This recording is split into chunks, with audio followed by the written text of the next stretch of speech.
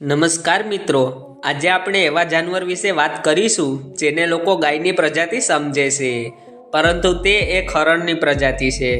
આનો આકાર જોઈ તમને પણ હરણ, બકરી અને ગાયની એક સાથે યાદ આવી જશે. આ ખૂબ શાંત હોય છે અને સિંહની સાથે બીજા શિકારી જીવો પણ આનો શિકાર કરવો ખૂબ પસંદ કરે છે. સાથે મનુષ્ય જાતિ પણ આમનો શિકાર કરે છે. જો હજુ તમે ના સમજ્યા હોય તો આવો જણાવું, પરંતુ એ પહેલાં વિડીયોને લાઈક કરી ચેનલને સબસ્ક્રાઈબ કરજો. મિત્રો, આ સુંદર જાનવરનું નામ છે નીલગાય. નીલગાયનો આકાર ઘોડાના આકારથી મળે છે. આને ગુજરાતમાં રોજ અને લીલ પણ કહે છે અને અંગ્રેજીમાં આનું નામ બ્લુ બુલ છે.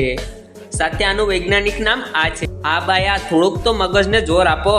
ભારતમાં પશ્ચિમ કર્ણાટકથી જમ્મુ સુધી જોવા મળે છે, પરંતુ પૂર્વમાં બંગાળ, આસામ જેવા રાજ્યોમાં આ જોવા નથી મળતા.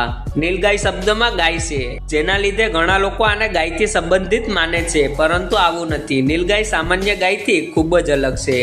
આના અંગ્રેજી નામ બ્લુ બુલના કારણે જ આનું નામ નીલગાય પસંદ કરવામાં આવ્યું છે. આ વાસ્તવમાં જંગલમાં રહેનાર જીવ છે, પરંતુ જંગલ ઘટ્યા બાદ આ અલગ અલગ ક્ષેત્રોમાં વિભાજિત થઈ ગયા છે, જેમ કે ખુલ્લું મેદાન, નાના વૃક્ષો અને નદી તળાવનો કિનારો. સામાન્ય રીતે આ દિવસે આરામ કરે છે અને રાતના ઘોર અંધકારમાં સફર કરવું પસંદ કરે છે. નીલગાય ભારી શરીરવાળું એક જાનવર છે. આની લંબાઈ 7 ફૂટ અને ઊંચાઈ 5 ફૂટ હોય છે. આમાં શિંગડા ફક્ત નર પાસે જ હોય છે, જે ખૂબ અણીદાર હોય છે. એક જંગલી નરગાયનો વજન 1000 કિલો અને ગ્રામ્ય નીલગાયનો વજન લગભગ 700 કિલો જેટલો હોય છે. સાથે માદા નીલગાયની લંબાઈ ઓછી હોય છે અને વજન પણ ઓછો હોય છે. આના આગલા પગ મોટા અને પાછલા પગ નાના હોય છે, જેના લીધે આનું શરીર પાછળથી ખૂબ ઝૂકેલું લાગે છે. નર નીલગાય કાળા અને નીલા રંગના હોય છે, જોકે માદા એકદમ ભૂરા રંગની હોય છે.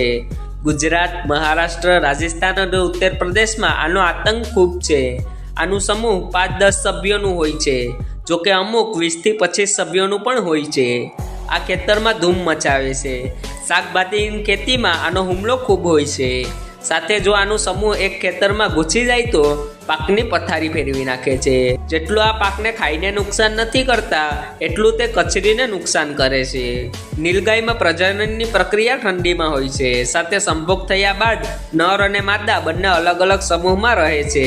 સાથે એક નર નીલગાય 2 માદા નીલગાય ઉપર હક જતાવે છે.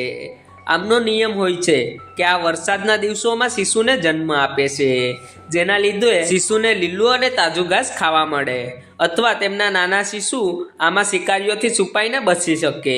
બધી માદા નીલગાય મળીને બધાના શિશુનું પાલન કરે છે અને એકબીજાના શિશુને દૂધ પણ પીવડાવે છે. આમાં કોઈ પ્રકારનો મતભેદ નથી હોતો. મનુષ્યની જેમ નીલગાય પણ તેના શિશુને 9 મહિને જન્મ આપે છે અને દૂધ પીવડાવે છે. તો મિત્રો, આશા રાખું છું કે તમને આ વિડીયો પસંદ આવ્યો હશે. કૃપા કરીને લાઈક કરજો. સાથે આવા જ રોચક અને જ્ઞાનથી ભરપૂર વિડીયો જોવા માટે મારી ચેનલને સબસ્ક્રાઈબ કરજો. ધન્યવાદ.